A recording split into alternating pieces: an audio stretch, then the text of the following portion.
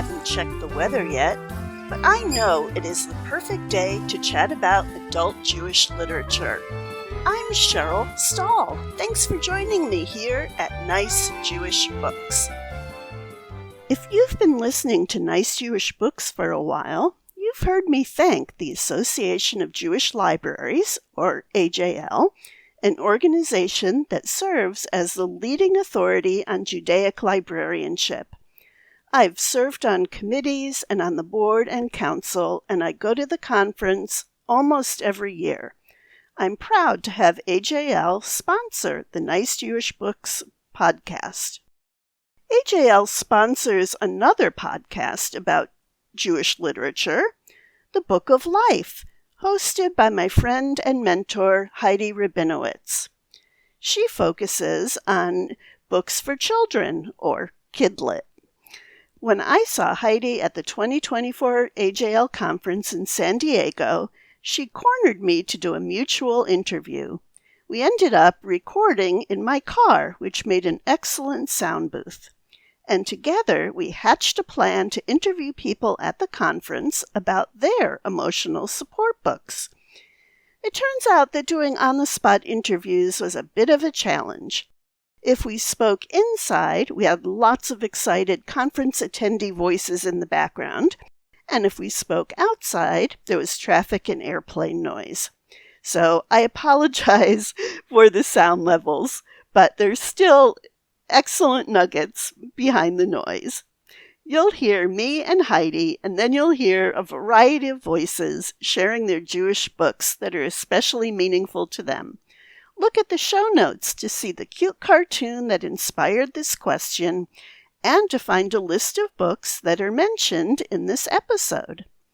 Listeners, what are your Jewish emotional support books?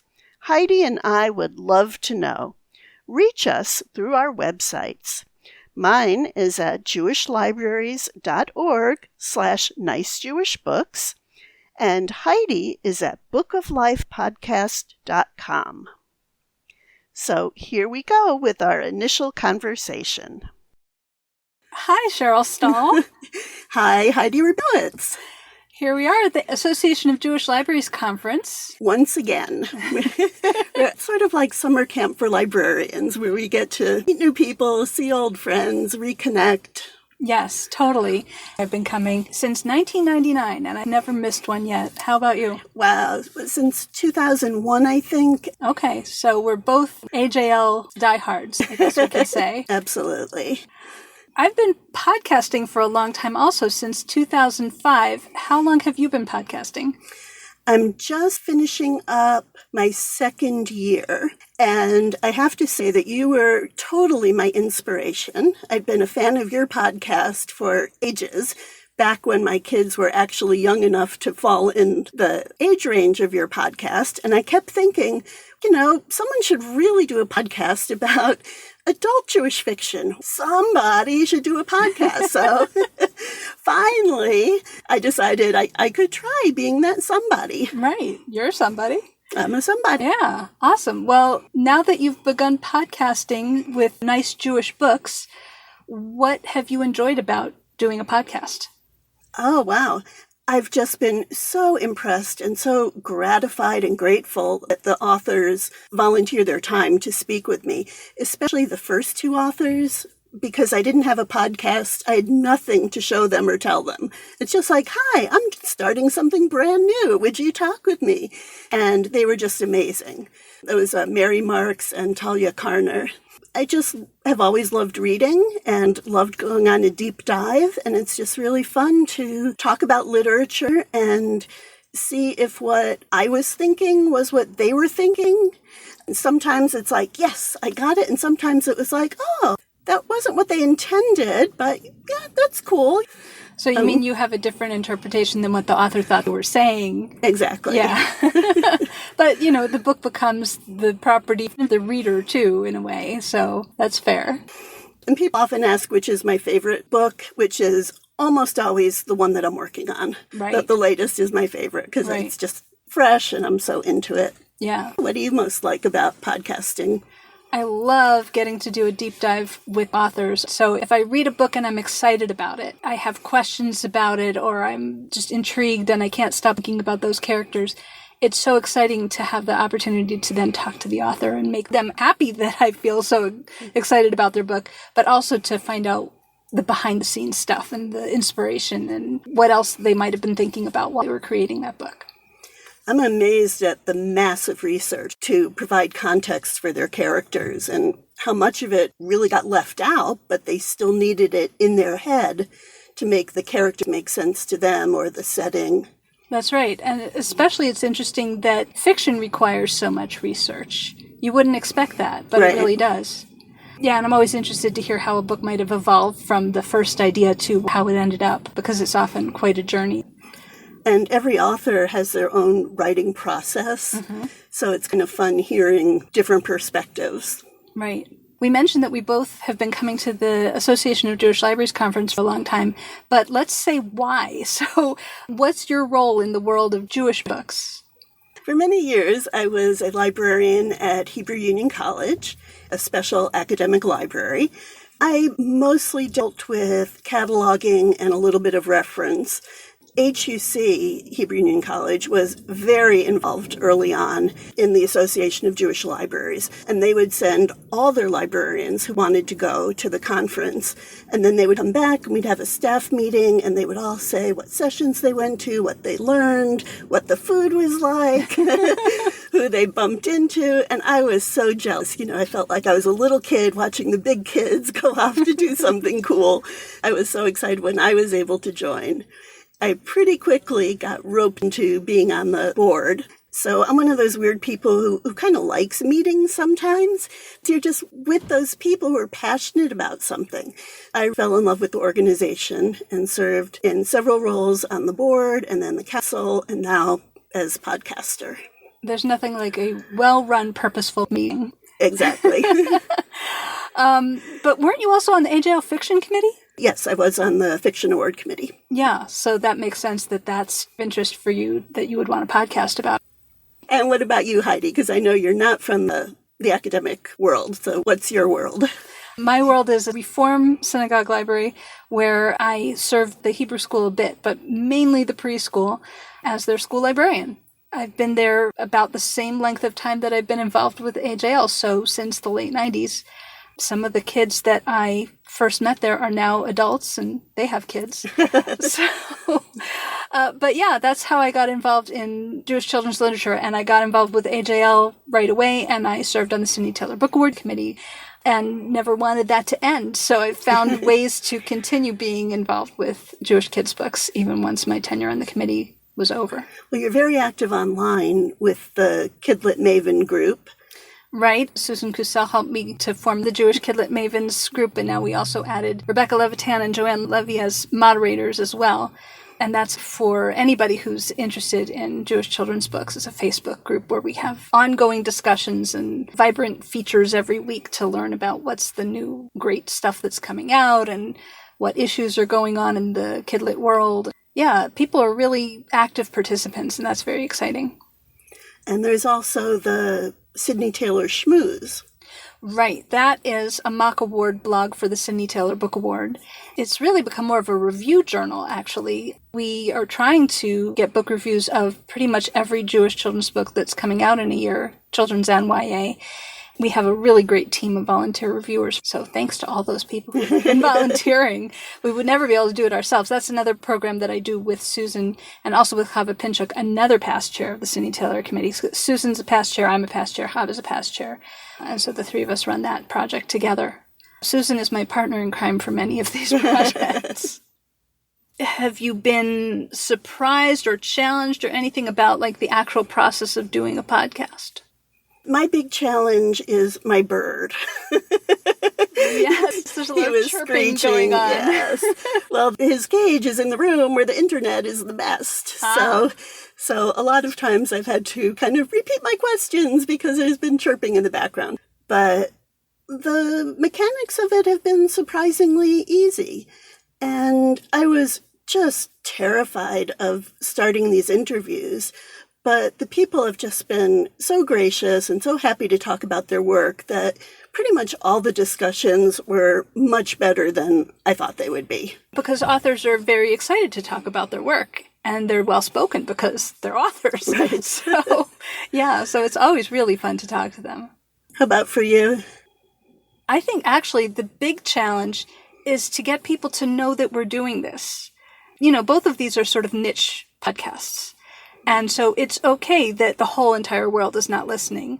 But it would be fun to know that a lot of people listen. And I guess I would really ask listeners to spread the word. Tell your friends. Maybe leave us some stars or comments or reviews on iTunes or wherever you listen. Share the links when we post them on social media, because it's not that I care about being famous. It's that I'm really excited about these books, and I want more people to hear about these books and read them and buy them and support Jewish literature. Especially now, because with anti-Semitism on the rise, that's part of what made me want to do this in the first place 20 years ago when I started this show, that I feel like the more non-Jewish readers read these books, the more they will understand Jewish people and not be scared of the otherness or whatever. It'll demystify us for them. So I want Jewish readers to read them and be proud and excited and find mirror books, but I really want them to be window books too. So I really want both of our shows to reach as many people as possible, and I hope that listeners can help us with that. And I would actually push back a tiny bit that you said they're both niche, but they're not necessarily. I mean, we're picking books that are good books with good Jewish content, but we're picking them because they're good books. That's true, yes. So the niche is anyone who wants to know about good books. You're absolutely right. Yeah, okay, I take it back. So these are great books, and they happen to also have Jewish content. People might seek it out if they are in the niche of looking specifically for Jewish books. But yes, anybody who's interested in a great read should be paying attention to these books and therefore should be interested in our shows. Absolutely. All right. Awesome. On the Book of Life, I always ask people to name some action that people can take for Tikkun Olam, to heal the world. Do you have any suggestion that you would like to make? Well, first I'd like to say that I love that question, and I stole it outright from you to use in my podcast. But what I would like to see is nuance, more nuance in the world. I think that we are so set on black and white and simple answers and my side, your side, that it gets really hard to find a way to meet in the middle and communicate.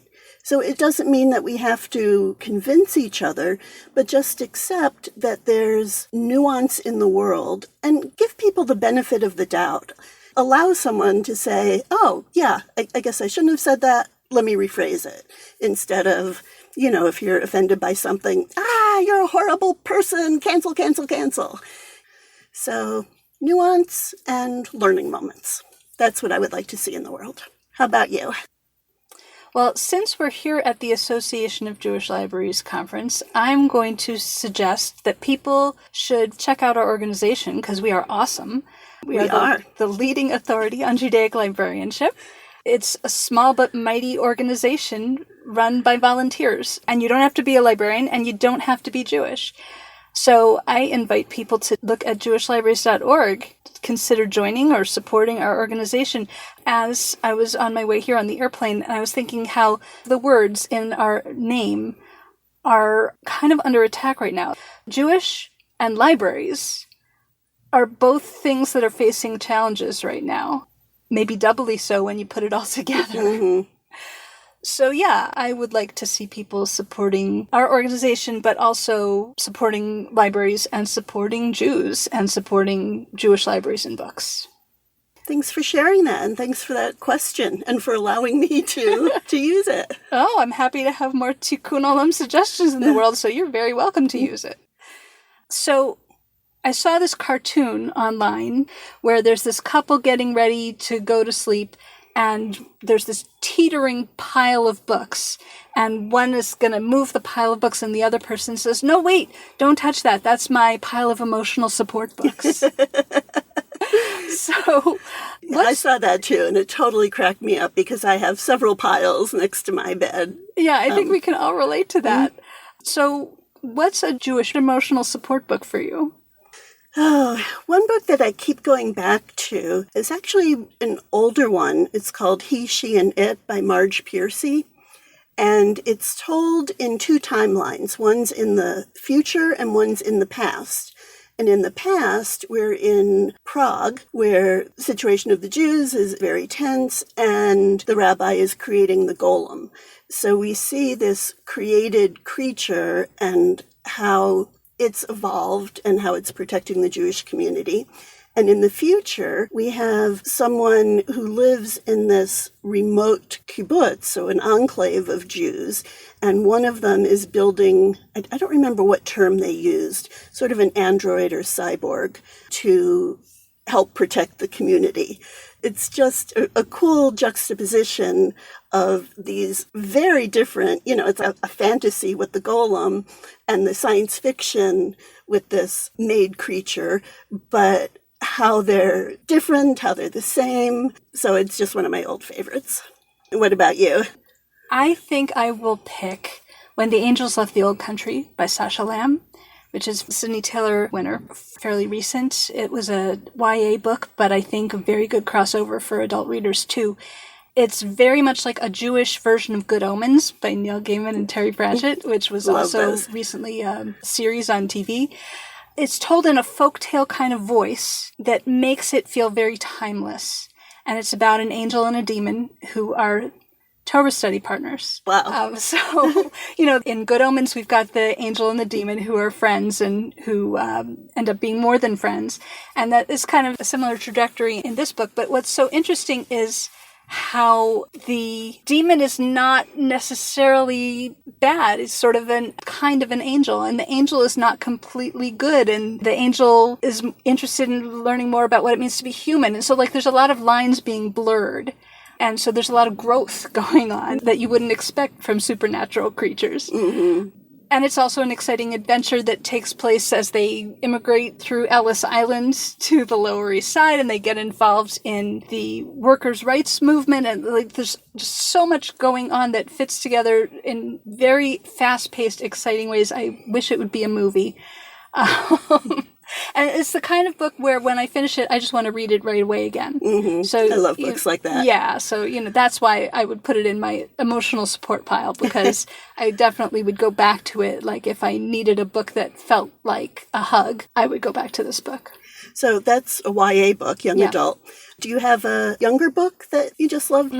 So a brand new picture book that I actually just podcasted about very recently. And I did podcast about When the Angels Left the Old Country, but that was like a year or so ago. A brand new one is Joyful Song by Leslie Newman, with pictures by Susan Gall, both of whom have won Sydney Taylors in the past. Together won a Sydney Taylor for Welcoming Elijah, and then Susan Gall won the Sydney Taylor with Hannah Stiefel for The Tower of Life. And Leslie Newman separately won the Sydney Taylor for Quetzal the Cat Who Composed. Right. She also is a body of work winner because she's written so many great Jewish books. But Joyful Song is just so gorgeous. It's about a baby naming. The illustrations are just bright rainbow jewel-toned colors and this beautiful neighborhood that you just want to live there when you look at it, because it's walkable and it's friendly, and there are people out with their dogs, and the diverse neighbors are all greeting each other and welcoming the baby into this loving community. And it's really beautiful.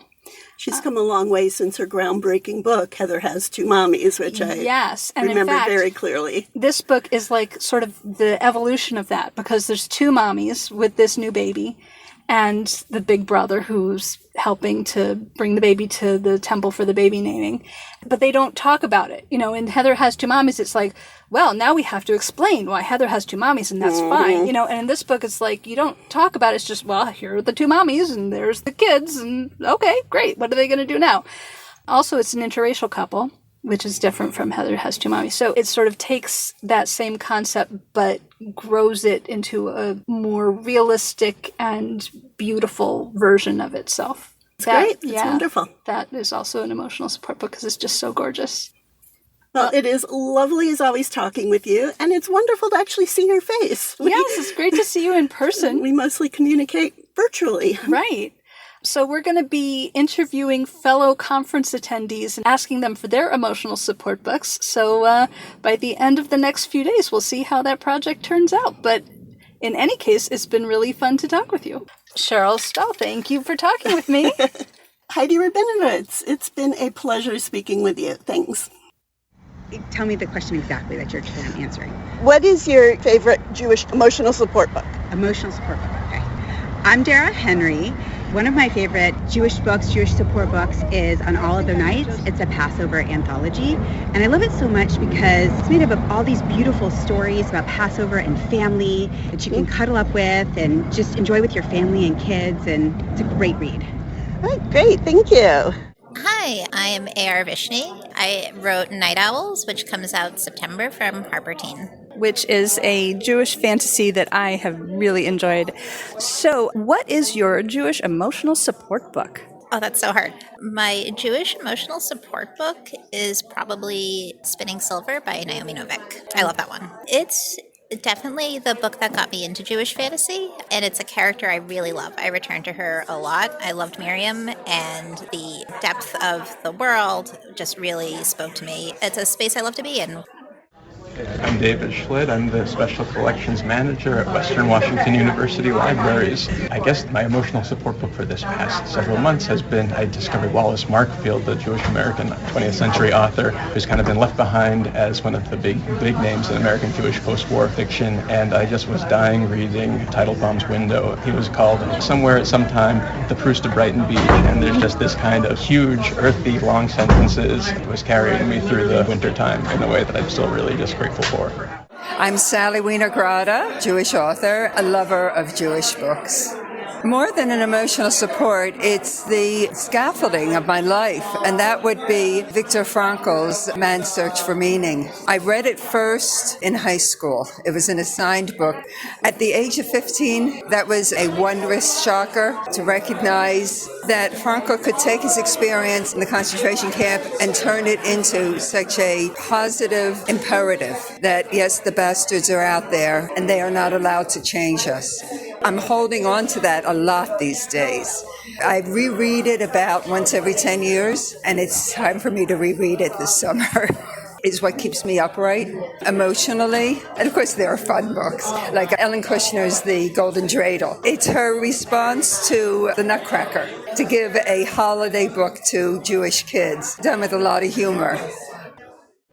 My name is Lies Meiboom. Maybe the book I should mention is The Promise by, Potok. It was my first introduction to Jewish reading, in a sense. And it brought me to study Hebrew languages. And it brought me here, actually, in the end.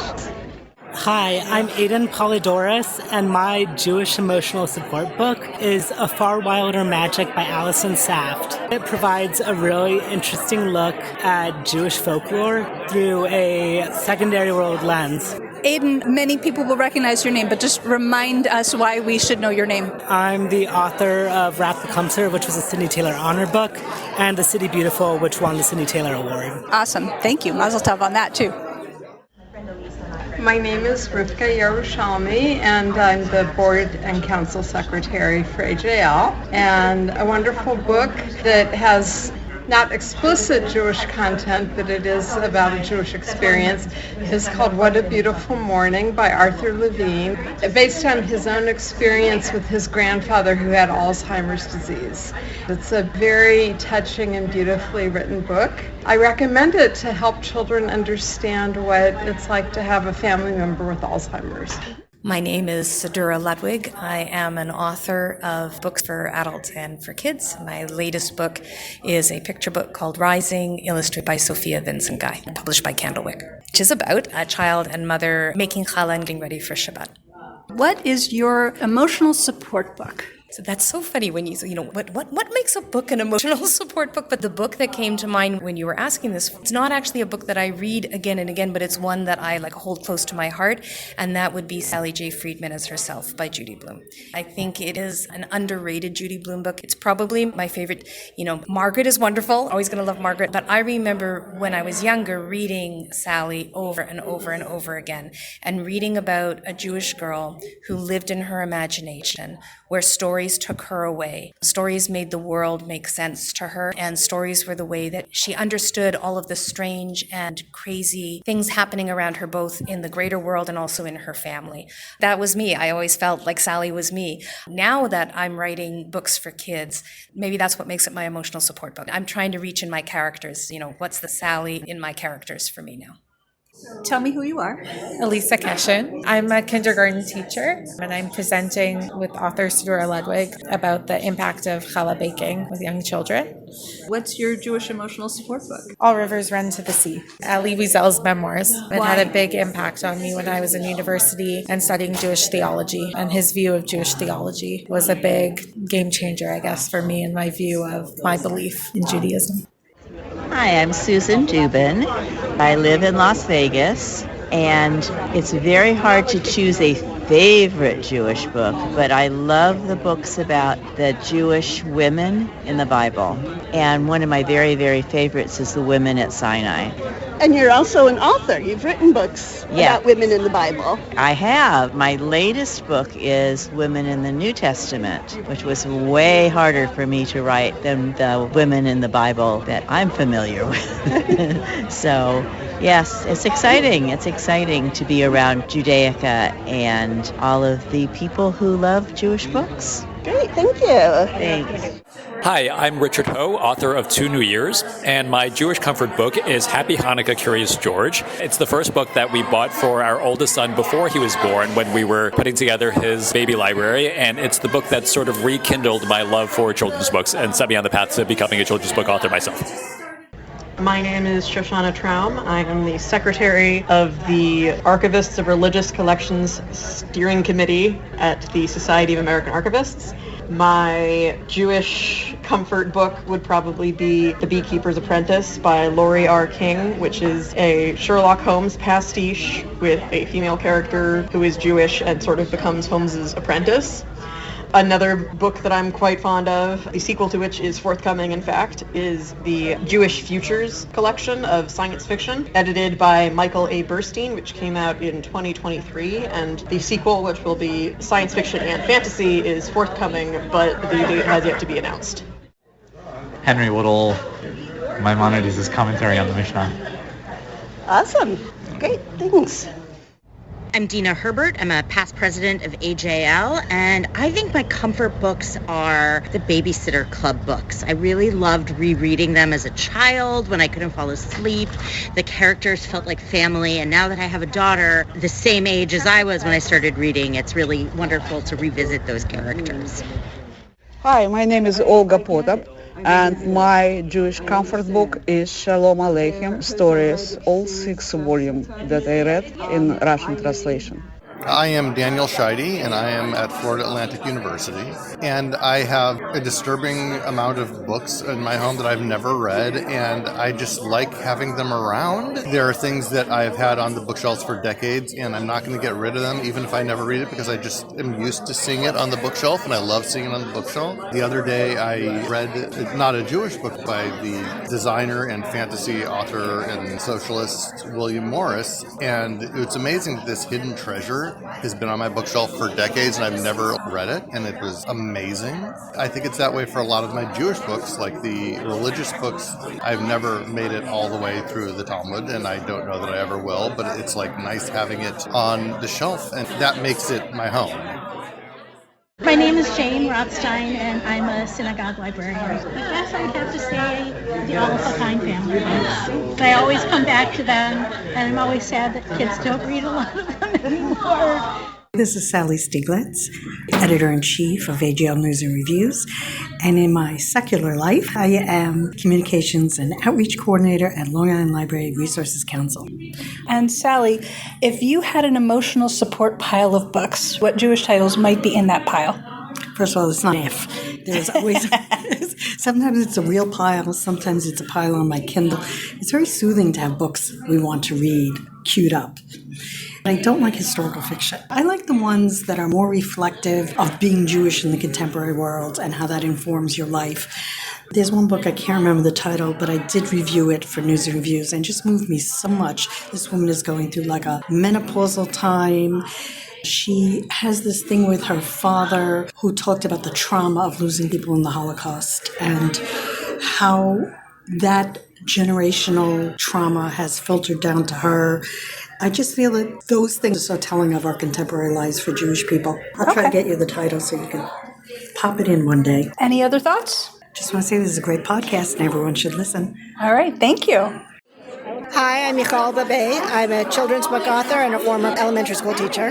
Michal, it's amazing that in the presentation you just did here at AJL, you held up this tote bag and showed us your bag full of emotional support books and spoke about that in your presentation. And that's something that I've been talking to people about at the conference, about their emotional support books. So tell us about this bag. So in my bag, I have my emotional support book of My Mystery by Harlan Coben, graphic novels, I have comic books, and of course I have my chicklet that I love because it brings me calm and stability. Anything can go in my emotional support bag of books. I prefer something I haven't read, but sometimes I like a good old favorite just to bring me calm and peace in the middle of whatever chaos I am.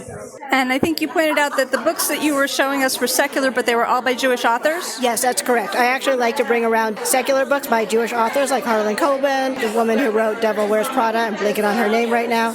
It's just fantastic reading, and I feel like I'm supporting our people as well. And do you literally carry this bag around everywhere you go? Sometimes I carry a singular book so I don't stand out quite as badly. All right, thank you. My name is Zandra Kanoff O'Neill, and I'm recording this after the conference because I just had to share this book with you. My emotional support book is Golem Crafters by Emmy Watanabe Cohen. I want to carry this book around in my heart everywhere I go. I felt like in so many ways this book was made for me, and I feel like it gives me the strength, the courage, and dare I say hope that I've been desperately aching for recently. Although the themes and the struggles that we come up against seem to be repeated in every generation, instead of feeling lost in this book helps me to remember that our ancestors are with us in every moment and that we can lean on them for support. And finally, although they weren't at the conference, I wanted to ask my parents, who raised me both with a love of books and a love of Judaism, what their emotional support books were. Okay, my name is Betty Stahl, and my comfort when I need to connect with my Jewish heritage is cookbooks. Not just cookbooks where they list recipes. I like the ones with stories from the person submitting the cookbook about why they chose this and how it was in their childhood. Hi, I'm David Stahl.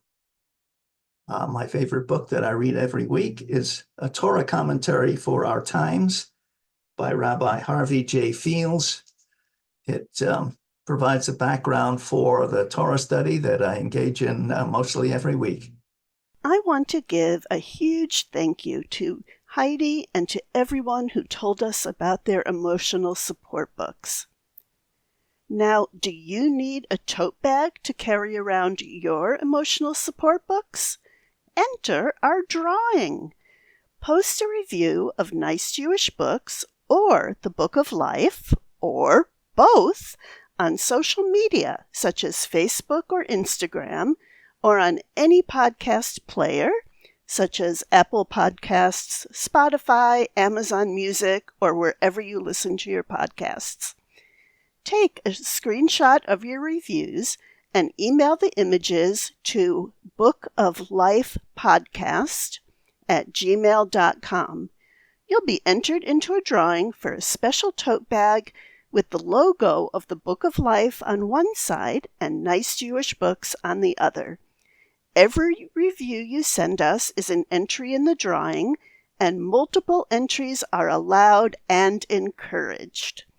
The deadline to email us is October 24th, 2024, the beginning of the ultimate Jewish celebration of reading, Simchat Torah. Or, if you'd like to order a tote bag right now, we've got you covered.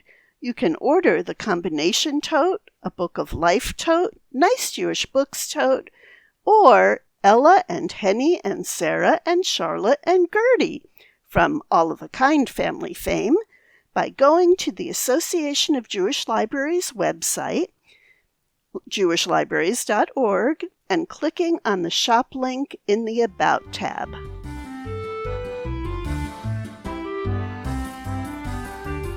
If you are interested in any of the books we discussed today, you can find them at your favorite board and brick or online bookstore or at your local library. Thanks to Dianki for use of his Freilich, which definitely makes me happy. This podcast is a project of the Association of Jewish Libraries, and you can find more about it at www.jewishlibraries.org/nicejewishbooks. I would like to thank AJL and my podcast mentor, Heidi Rabinowitz. Keep listening for the promo for her latest episode.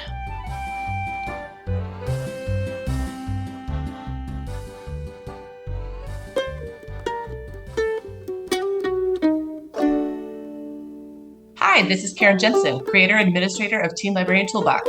Hey, this is Chris Barron, member of the Facebook group for the Love of Middle Grade. We'll be joining you soon on the Book of Life podcast.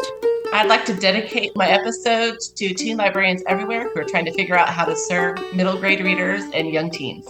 I'd like to dedicate this episode to my community and communities everywhere of friends and family, Jewish and non-Jewish, who make the time to gather around tables for Passover and Shabbat and beyond.